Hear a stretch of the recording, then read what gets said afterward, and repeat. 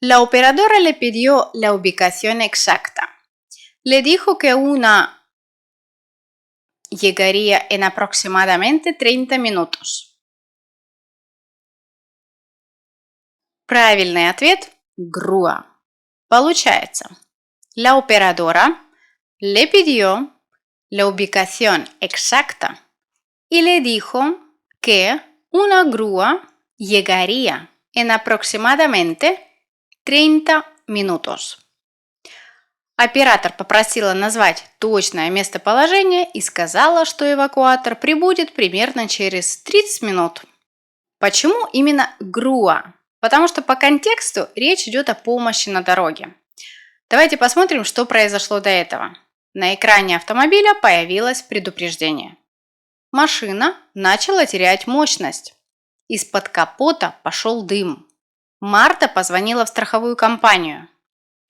Что обычно происходит дальше? Если автомобиль не может продолжать движение самостоятельно, страховая компания отправляет эвакуатор. Поэтому здесь подходит именно слово grúa – эвакуатор. Это очень полезное слово для жизни в Испании. Например, necesito una grúa. Мне нужен эвакуатор. La grúa ya viene. Эвакуатор уже едет. La grúa llegó en 20 minutos. Эвакуатор приехал через 20 минут. Обратите внимание, что слово grúa женского рода, поэтому мы говорим una grúa, а не un grúa. Теперь посмотрим на глагол. В предложении стоит форма llegaría. Это время называется condicional simple. Здесь оператор не говорит, что эвакуатор уже приехал. Она сообщает информацию или прогнозирует ситуацию. Una grúa llegaría en aproximadamente 30 minutos. Эвакуатор прибудет примерно через 30 минут. Очень часто такую форму можно услышать в службах поддержки, в страховых компаниях, при доставке, в официальном общении. Например, el técnico llegaría por la tarde. Техник должен приехать во второй половине дня. El pedido llegaría mañana. Заказ должен прибыть завтра. Почему здесь контекст буквально подсказывает ответ? Если страховая компания отправляет помощь на дороге, то через некоторое время должна приехать именно grúa. Поэтому правильный ответ – La operadora le dijo que una grúa llegaría en aproximadamente 30 minutos. Cuando llegó el conductor de la grúa, rápidamente el vehículo y recomendó llevarlo a un taller cercano. Правильный ответ – revisó. Получается, cuando llegó el conductor de la grúa, revisó rápidamente el vehículo y recomendó llevarlo a un taller cercano. Когда приехал водитель эвакуатора, он быстро осмотрел автомобиль и порекомендовал отвезти его в ближайший автосервис. Почему именно revisó? Потому что здесь речь идет об одном конкретном действии, которое произошло в прошлом.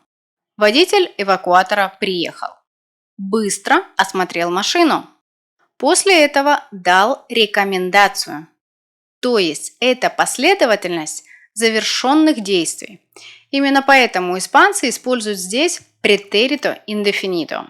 Revisar превращается в revisó. Очень часто в рассказах о событиях в прошлом вы будете видеть такую цепочку. Llegó – приехал, revisó – осмотрел, encontró – нашел, explicó – объяснил, recomendó – порекомендовал. Все эти действия произошли один раз и завершились. Поэтому здесь нужно подставить revisó. Нельзя подставлять revisar или revisaba. Обратите внимание еще на окончание. Глагол revisar относится к глаголам на ar. Для формы él, ella, usted в pretérito indefinido окончание будет о. Например, trabajar – trabajó, поработал. llamar, llamó, позвонил. Explicar, explicó, объяснил. Revisar, revisó, осмотрел. Поэтому, если вы видите в истории одного человека, который что-то сделал в прошлом один раз, и это не имеет никакого отношения к настоящему, очень часто понадобится именно такое время. И еще одно полезное слово для жизни в Испании – revisar. Это не только осматривать. Испанцы используют этот глагол постоянно. Voy a revisar el coche. Я проверю машину. Necesitamos revisar los documentos. Нам нужно проверить документы. El mecánico revisó el motor. Механик осмотрел двигатель. Поэтому правильный ответ в данном предложении Cuando llegó el conductor de la grúa, revisó rápidamente el vehículo. Ahí el mecánico hizo varias preguntas. Там механик сделал несколько вопросов. ¿Cuándo apareció el aviso? Когда появилось предупреждение? ¿La temperatura del motor era normal? Температура двигателя была нормальной? ¿Ha notado alguna fuga de líquido? Вы заметили какую-нибудь утечку жидкости? Después de una revisión completa, encontraron el problema. После полной проверки они нашли проблему.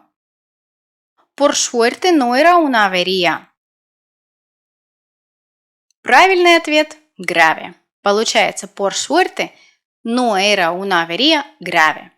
К счастью, поломка оказалась несерьезной. Почему именно grave? Потому что здесь мы описываем поломку, а в описании существительных в испанском языке используются прилагательные. Слово grave означает серьезный, тяжелый, опасный. Очень часто его можно услышать не только про машины, но и в других жизненных ситуациях. Например, es un problema grave. Это серьезная проблема. No es nada grave. Ничего серьезного. El paciente está grave. Пациент находится в тяжелом состоянии. В нашем тексте механик уже нашел причину неисправности. И дальше мы видим фразу por suerte. К счастью. Это очень сильная подсказка. После слов por suerte обычно идет хорошая новость. Поэтому логично, что поломка оказалась именно несерьезной. То есть avería grave – серьезная поломка. А все предложение означает no era una avería grave. Это была несерьезная поломка. Обратите внимание еще на согласование. Слово avería женского рода. Но прилагательное grave не меняет свою форму. Мы говорим una avería grave. А также un problema grave. Это одно из прилагательных, которые выглядят одинаково в мужском и женском роде. Например, una situación grave, un accidente grave. Поэтому правильный ответ por suerte no era una avería grave. Había una pequeña fuga en una del sistema de refrigeración. Правильный ответ – manguera. Получается, había una pequeña fuga en la manguera del sistema de refrigeración. Была небольшая утечка в одном из патрубков системы охлаждения. Почему именно manguera? Давайте посмотрим на контекст. Механик уже нашел причину поломки. Теперь он объясняет, что именно произошло с автомобилем. В предложении есть очень важное слово – fuga – утечка.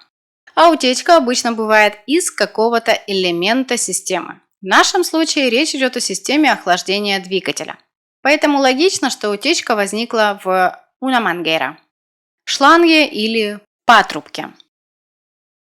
Если говорить про автомобильную тему, то по-русски чаще всего скажут «патрубок системы охлаждения». Это слово особенно полезно тем, кто живет в Испании и водит машину. Например, «Hay una fuga en una manguera». Есть утечка в патрубке. «Tenemos que cambiar esta manguera».